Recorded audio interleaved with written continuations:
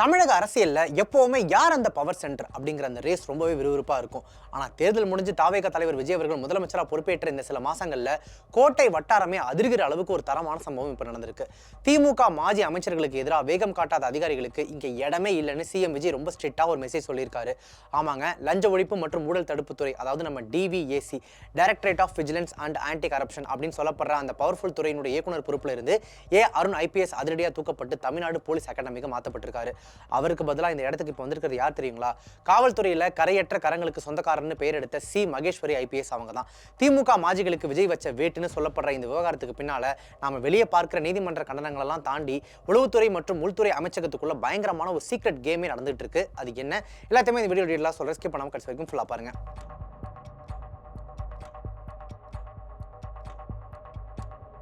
சரி, விஷயத்துக்குள்ள வருவோம். தாவேக தலைவர் விஜய் அவர்கள் தேர்தல் பிரச்சாரத்தின் போதே ஒரு விஷயத்தை ஆணித்தரமா சொல்லியிருந்தாரு. முந்தைய திமுக ஆட்சி காலத்தில் நடந்த ஊழல்கள் மற்றும் முறைகேடுகள் மேல கடுமையான நடவடிக்கைகள் எடுக்கப்படும் அப்படின்றதுதான் அவருடைய முக்கியமான பிராமிஸாவே இருந்துச்சு. ஆட்சிக்கு வந்ததும் சொன்னபடி ஆக்ஷன்ல இறங்கினாரு சிஎம் விஜய் அவர்கள். கடந்த ஜூன் மாச இறுதியில திமுகவினுடைய மூத்த தலைவரும் முன்னாள் நெடுஞ்சாலைத்துறை அமைச்சருமான ஏவா வேலு மற்றும் முன்னாள் மின்சாரத்துறை அமைச்சர் செந்தில் பாலாஜியினுடைய உதவியாளர் சங்கர் ஆகியோருக்கு சொந்தமான பல இடங்கள்ல டிவிஎஸ்சி அதிரடி சோதனைகள் நடத்தினாங்க. நெடுஞ்சாலைத்துறை திட்டங்கள்ல பல கோடி ரூபாய் முறைகேடு நடந்திருக்கிறதா அறப்போர் இயக்கம் கொடுத்த புகாரின் பேர்ல தான் இந்த எஃப்ஐஆர் பதிவாச்சு. எல்லாமே நல்லதாங்க போயிட்டு இருந்துச்சு. ஆனா இந்த ஊழல் விசாரணைகளோட வேகம் சிஎம் ஆபீஸ் ஆன முதலமைச்சர் அலுவலகத்துக்கு திருப்தியாவே இல்லை. ஏன் இவ்வளவு ஸ்லோவா ப்ராசஸ் ஆகுது அப்படின்னு விஜய் தரப்பு வட்டாரங்கள்ல முணுமுணுப்பு கேட்க ஆரம்பிச்சது. இன்னொரு பக்கம் டிவிஎஸ்சி சோதனை நடத்தக்கூடிய அதே டைம்ல ஏவா வேலு மெடிக்கல் ட்ரீட்மெண்ட்டுக்காக சிங்கப்பூர் போயிட்டாரு. இது கரூர்ல நடந்த ஒரு பொதுக்கூட்டத்தில் சிஎம் விஜய் ஓப்பனாவே விமர்சனம் பண்ணிருப்பாரு, கலாய்ச்சிருப்பாரு. விசாரணை எதிர்கொள்ள முடியாம சிலர் ஓடிட்டாங்கன்னு சம சாட்டையடி அவருடைய ஸ்டைல கொடுத்திருப்பாரு. ஆனா ட்விஸ்ட் என்னன்னா, சிங்கப்பூர்ல இருந்து திரும்பிய ஏவா வேலு ஏர்போர்ட்ல இறங்கினதும் மீடியா முன்னாடி வந்து நான் எந்த தப்புமே செய்யல, விசாரணையை எதிர்கொள்ள தயார் அப்படின்னு அரசுக்கே சவால் விடுற தோணில பேசியிருக்காரு. திமுக முன்னாள் அமைச்சர்கள் மீதான இந்த முக்கியமான ஊழல் வழக்குகளை அடுத்த கட்டத்துக்கு எடுத்துட்டு போறதுலையும் ஸ்ட்ராங்கான ஆதாரங்களை திரட்டுறதுலையும் அப்போதைய டிவிஎஸ்சி இயக்குனர் அருண் ஐபிஎஸ் ரொம்பவே சுணக்கம் காட்டுறதா, அதாவது ரொம்ப ஸ்லோவா இருந்ததா முதலமைச்சர் விஜய்க்கு ரிப்போர்ட் போயிருக்கு. அது மட்டும் இல்லைங்க, தாவேக ஆளும் கட்சி ஆகிறதுக்கு முன்னாடியில இருந்தே தேர்தல் காலத்துல அருண் ஐபிஎஸ் கமிஷனர் பதவியில இருந்து மாத்தணும்னு தேர்தல் ஆணையத்துக்கே மனு கொடுத்திருந்தாங்க. அப்படி இருக்கும்போது இவர் எதுக்காக இந்த மிக முக்கியமான டிவிஎஸ்சி துறைக்கு கொண்டு வந்தாங்க? அதுக்கு பின்னால ஒரு பெரிய ஐஏஎஸ் ஐபிஎஸ் லாபியே இருந்திருக்கு. அதை பத்தி நாம இந்த வீடியோவோட எண்ட்ல டீடைலா பேசுவோம். அதுக்கு முன்னாடி இந்த மாற்றத்துக்கு காரணமான அந்த முக்கியமான நீதிமன்ற சம்பவத்தை பார்த்துடலாம். அருண் ஐபிஎஸ் மாற்றப்பட்டதுக்கு உடனடி காரணம் என்ன அப்படின்னு பார்த்தோம்னா, அது சென்னை உயர்நீதிமன்ற மதுரை கிளையினுடைய நீதிபதி ஜி.ஆர். சுவாமிநாதன் அமர்வு கொடுத்த சவுக்கடி தீர்ப்பு தான். அருண் சென்னை மாநகர காவல் ஆணையராக இருந்தப்போ யூடியூபர் சவுக்கு சங்கர், வாராகி உள்ளிட்ட பலர் மேல குண்டா சட்டம் பாய்ந்தது உங்களுக்கு நினைவு இருக்கும். இந்த குண்டாஸ் தடுப்பு காவல் உத்தரவை எதிர்த்து தொடரப்பட்ட வழக்கை விசாரித்த நீதிபதிகள் ஜி.ஆர். சுவாமிநாதன் மற்றும் வி. லட்சுமி நாராயணன் அமர்வு அருண் ஐபிஎஸ்க்கு எதிராக கடுமையான கண்டனங்களை பதிவு செஞ்சாங்க.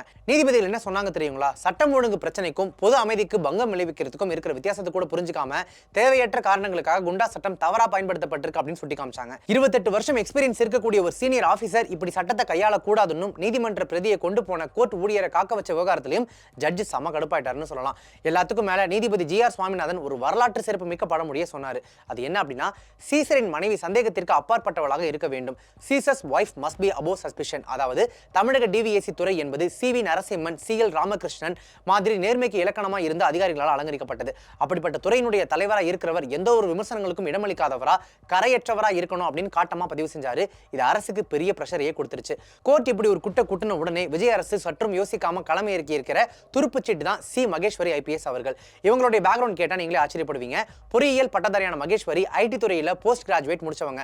போலீஸ் வேலை மேல இருந்த பேஷனால 1997 டிஎன்பிஎஸ்சி குரூப் 1 எக்ஸாம் எழுதி டைரக்டா டிஎஸ்பியா சர்வீஸ்ல சேர்ந்தவங்க. இவங்களுடைய திறமையான பணிக்காக 2006 இவங்களுக்கு ஐபிஎஸ் அந்தஸ்து கிடைச்சது.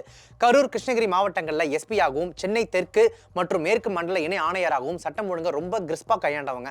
சேலம் சரக டிஐஜி ஆகவும் மாஸ் காமிச்சிருக்காங்க. குறிப்பா கடந்த 2023ஆம் ஆண்டு நெல்லை மாநகரத்தோட வரலாற்றிலேயே முதல் பெண் போலீஸ் கமிஷனர் அப்படின்ற பெருமையும் இவங்களையே சேரும். இவங்களுடைய நேர்மையான மற்றும் கரையற்ற சேவைக்காக 2016 தமிழக அரசின் முதலமைச்சர் அண்ணா பதக்கம் மற்றும் 2019 மத்திய அரசின் உயரிய குடியரசுத் தலைவர் காவல் பதக்கம் ஆகிய விருதுகளை இதுவரைக்கும் வாங்கியிருக்காங்க. டிவிஎஸ்சியினுடைய சிறப்பு புலனாய்வு பிரிவு ஐஜியாக இருந்த மகேஸ்வரி இப்போ ஒட்டுமொத்த லஞ்ச ஒழிப்புத்துறைக்கும் கூடுதல் பொறுப்பா தலைவராக்கப்பட்டிருக்காங்க. இனிமே திமுக மாஜிகளுடைய ஊழல் ஃபைல்கள் மின்னல் வேகத்துல பறக்கும், அதிரடி கைதுகள் நடக்கும்னு கோட்டை வட்டாரமே நடுநடுங்கிட்டு இருக்கு. சரிங்க, இப்போ நம்ம வீடியோவினுடைய மிக முக்கியமான பகுதிக்கு வரும். அருண் ஐபிஎஸ் நியமனம் மற்றும் மாற்றத்திற்கு பின்னாடி இருக்கக்கூடிய அந்த உள்குத்து அரசியல் என்ன? அதிகாரிகள் வட்டாரத்தில் விசாரிச்சப்போ சில ஷாக்கிங்கான விவரங்கள் கிடைச்சது. கடந்த திமுக ஆட்சியில சென்னை கமிஷனரா இருந்த அருண் திமுக தலைமைக்கும் சில பவர் சென்டர்களுக்கும் ரொம்பவே க்ளோஸா இருந்திருக்காரு. திமுக தான் அருண் தான் திமுகனே பேசுவாங்களாமா. அப்படிப்பட்டவரை எப்படி போயிட்டு விஜய் அரசு டிவிஎஸ்சி ஹெட்டா போஸ்டிங் போட்டாங்க. அங்கதான் ஒரு மாஸ்டர் பிளான் நடந்திருக்கு. முந்தைய திமுக ஆட்சியில உளவுத்துறையினுடைய உச்ச அதிகாரியா இருந்த ஒரு ஐபிஎஸ் அதிகாரியும் ஸ்டாலினுக்கு ரொம்ப நெருக்கமா இருந்த இப்போ தாவேகா அரசின் பவர் சென்டர்களுடைய மிக நெருக்கமான ஒரு சீனியர் ஐஏஎஸ் அதிகாரியும் கூட்டு சேர்ந்து தான் அருணை இந்த போஸ்டிங்ல உட்கார வச்சிருக்காங்க. இத உள்துறை செயலாளர் மணிவாசன் ஐஏஎஸ் அப்பவே எதிர்த்திருக்காரு, குரல் கொடுத்திருக்காரு. ஆனா விஜயனுடைய பவர் சென்டர் கொடுத்த பிரஷர்னால மணிவாசனால அப்போதைக்கு ஒண்ணுமே செய்ய முடியாம போயிருக்கு. ஆனா உள்ள வந்த அருண் என்ன செஞ்சாரு தெரியுங்களா? திமுக மாஜிகளுக்கு எதிராக எடுக்கப்படக்கூடிய ஆக்ஷன் பிளான், சீக்ரெட் ஃபைல்கள் எல்லாத்தையுமே திமுக தரப்புக்கே லீக் பண்ணதா ஒரு குற்றச்சாட்டு எழுந்தது. முக்கியமா ஏவா வேலு சிங்கப்பூர்ல இருந்து சென்னை திரும்பும்போது அவர் ஏர்போர்ட்லயே வச்சு சீக்ரெட்டா அரெஸ்ட் செய்ய அரசு பிளான் பண்ணிருக்காங்க. ஆனா இந்த விஷயம் முன்கூட்டியே வேலுக்கு லீக் செய்யப்பட்டிருக்கு. அதனாலதான் வேலு எல்லா மெடிக்கல் டாக்குமெண்ட்ஸையும் எடுத்துட்டு வந்து சமன் இருக்கிறதுனால என்னை கைது செய்ய முடியாதுன்னு மீடியாவுக்கு முன்னாடி கெத்தா பேசினாரு. கைது நடக்கும்னு எதிர்பார்த்த சிஎம் விஜய்க்கு ஏமாற்றம். உடனே உள்துறை செயலாளர் மணிவாசனும் டிஜிபி மகேஷ்குமார் அகர்வாலும் அருண் இங்க இருந்தா திமுகவுக்கு எதிராக எந்த ஊழல் நடவடிக்கையும் எடுக்கவே முடியாது, தகவல்கள் அவர் வழியா லீக் ஆகுதுன்னு அதிகாரப்பூர்வமா ஆதாரப்பூர்வமா ரிப்போர்ட் கொடுத்திருக்காங்க. இந்த உள்துறை ரிப்போர்ட்டும் கோர்ட் கொடுத்த கண்டனமும் சேர்ந்துதான் அருணை சும்மா அப்படி தூக்கி ஒரு டம்மி போஸ்டிங்கான ஊனமாஞ்சேரி போலீஸ் அகாடமிக்கு மாத்த வச்சிருக்கு. சீசரின் மனைவி சந்தேகத்திற்கு அப்பாற்பட்டவளா இருக்கணும் அப்படின்னு சொல்லி கோர்ட் சொன்ன அந்த பழமொழி சிஎம் விஜய் அவர்கள் ரொம்பவே சீரியஸா எடுத்துக்கிட்டாரு. சி மகேஸ்வரி ஐபிஎஸ் வச்சு இப்போ ஒரு செம்ம பிளான் போட்டாச்சு. இனிமே திமுக மாஜிகளுக்கு வேகம் குறையாத வேட்டு காத்துக்கிட்டு இருக்கு. விஜய் அவர்கள் நினைச்ச மாதிரி அடுத்தடுத்த நடவடிக்கை சீக்கிரமா நடக்க போகுது அப்படின்றதுல எந்த சந்தேகமும் இல்ல. விஜய் அரசின் இந்த அதிரடி ஐபிஎஸ் மாற்றம் மற்றும் சி மகேஸ்வரி அவர்களின் நியமனம் பத்தி நீங்க என்ன நினைக்கிறீங்க? சி மகேஸ்வரி அவர்கள் வந்ததுக்கு அப்புறமா திமுக மாஜிகளுக்கு எடுக்கப்படக்கூடிய அந்த நடவடிக்கை எந்த மாதிரி இருக்கணும்னு யோசிக்கிறீங்க? இது சம்பந்தப்பட்ட உங்களுடைய கருத்துக்களை மறக்காம கமெண்ட்ஸ் தெரியப்படுத்துங்க. இந்த மாதிரியான செய்திகள் மற்றும் தகவல்களை உடனே தெரிஞ்சுக்கணும் அப்படின்னு நினைச்சீங்கன்னா நம்ம சேனலை மறக்காம உடனே இப்பவே சப்ஸ்கிரைப் பண்ணிட்டு ஃபாலோ பண்ணிக்கோங்க. Subscribe to One India and never miss an update.